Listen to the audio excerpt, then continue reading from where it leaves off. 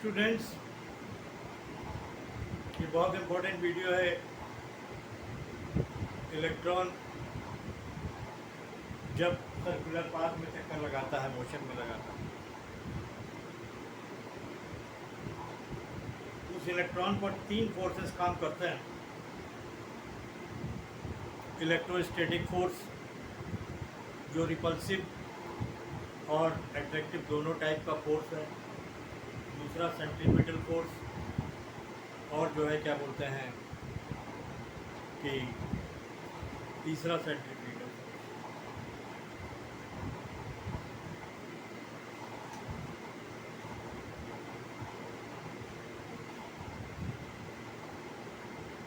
Force work on the that thing, centrifugal force, centripetal force and electrostatic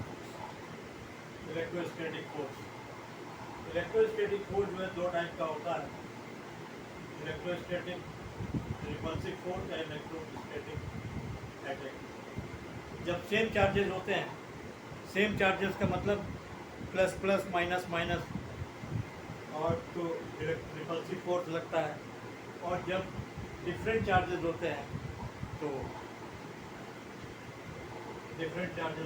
attractive. Centrifugal force centre से बाहर की तरफ लगता है और सेंट्रीफ्यूगल फोर्स अंदर की तरफ। इलेक्ट्रोस्टैटिक फोर्स को ही सेंट्रीपिटल फोर्स भी बोलते हैं।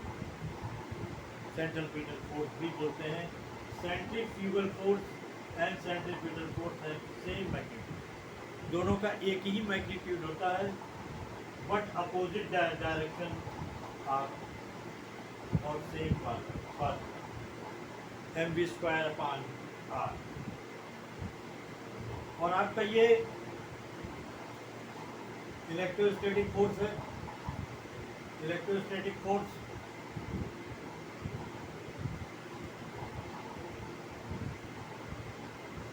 One four pi epsilon Q1 and Q2।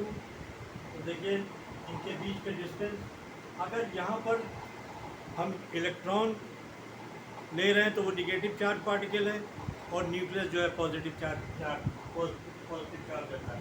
तो ये E और ये Z, इसको अपने न्यूक्लियस, और ये R। तो देखिए फार्मूला, यहाँ पर ये फार्मूला बनता है। इसकी जगह हमने ये साइलेंट है, कांस्टेंट है, इसकी जगह हमने K ले लिया। K की जगह बराबर EZn²।